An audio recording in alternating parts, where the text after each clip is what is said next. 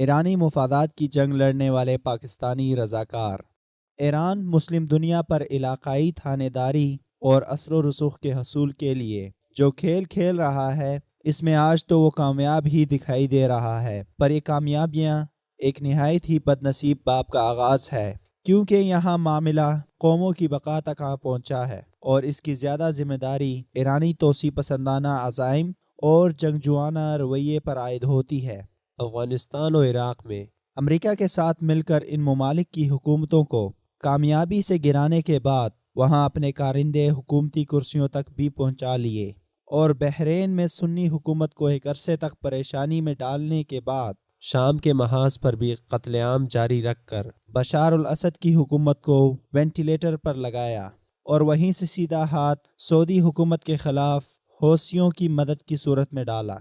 حوثیوں کو انصار اللہ کا نام دے کر یمنی حزب اللہ بنانے کی کوشش زور و شور سے جاری ہے۔ ان سارے محاذوں پر ظاہر ہے اکیلے ایرانی قوم تو نہیں لڑ رہی، نہ ہی ان کے توسیع پسندانہ عزائم رکھنے والے علماء صف اول میں ہیں، سو انہیں وہ ہر حربہ استعمال کرنا پڑ رہا ہے جس کی وجہ سے باقی ممالک میں موجود ان کے وفادار ہم عقیدہ لوگ ان کی جنگوں کا ایندھن بن سکیں۔ ایران نے انقلاب کے بعد اپنے انقلاب کو ایکسپورٹ کرنے کے لیے جس ملک پر پہلی نظر ڈالی وہ پاکستان ہی ہے،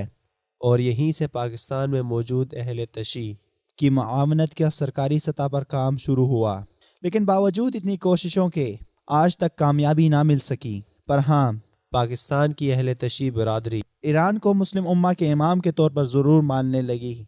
اور یہی عقیدت آج پاکستان کے شیعہ نوجوانوں کے دہشت گرد بننے کا اہم سبب بن رہا ہے۔ دوسرے نمبر پر ایران میں رہنے اور کاروبار کرنے کی مجبوریاں، اور تیسرے نمبر پر پانی کی طرح بہنے والا پیسہ ہے جو انہیں لڑنے کے عوض ملتا ہے۔ افغانستان کے شیعہ نوجوان اس میں پاکستانی نوجوانوں سے پیچھے نہیں، ہر مرنے والے کو اہل بیت کے دفاعی شہید کا درجہ دے کر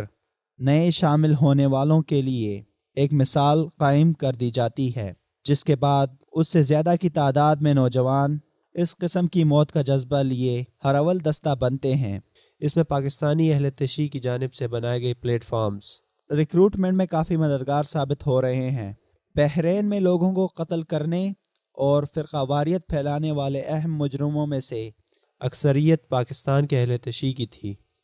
اور پاکستان میں بھی ان دہشت گردوں میں سے زیادہ تر پاراچنار سے تعلق رکھتے تھے جہاں اہل تشیع کی اکثریت ہے۔ عربی اور فارسی زبان کے اخباروں کو بیان دیتے ہوئے ایک افغان جنگجو نے اپنا نام نہ بتانے کی شرط پر بتایا کہ شام میں افغانی اور پاکستانی جوانوں کو مشکل ترین محاذوں پر تعینات کیا جاتا ہے،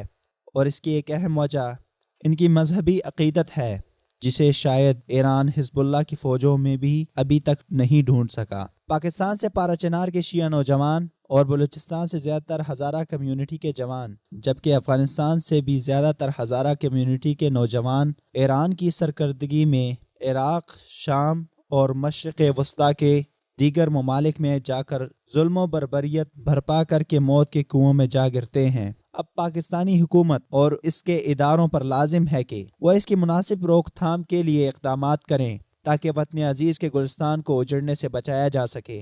اور ایک اہم سوال کا جواب ڈھونڈنے کی ذمہ داری ہم سب سنی، بریلوی اور اہل حدیث سمیت ہر مکتبہ فکر سے تعلق رکھنے والے پرامن پاکستانیوں پر عائد ہوتی ہے کہ جب ان سب محاذوں پر لڑنے والے جوان واپس گھروں کو لوٹیں گے تو کیا وہ ایک عام پاکستانی شہری کی زندگی گزار سکیں گے، یا ایران جیسے ممالک کے مہرے بن کر اپنے گھر کو آگ لگانے کی تیاریاں کریں گے؟ اس لیے رنگ و نسل، مذہب و عقیدہ کے امتیاز کو بالائے طاق رکھتے ہوئے تمام محب وطن پاکستانیوں پر لازم ہے کہ وہ ملکی اداروں کے ساتھ تعاون کرتے ہوئے مملکت خداداد کے خلاف تمام اندرونی اور بیرونی سازشوں کو ناکام بنائیں۔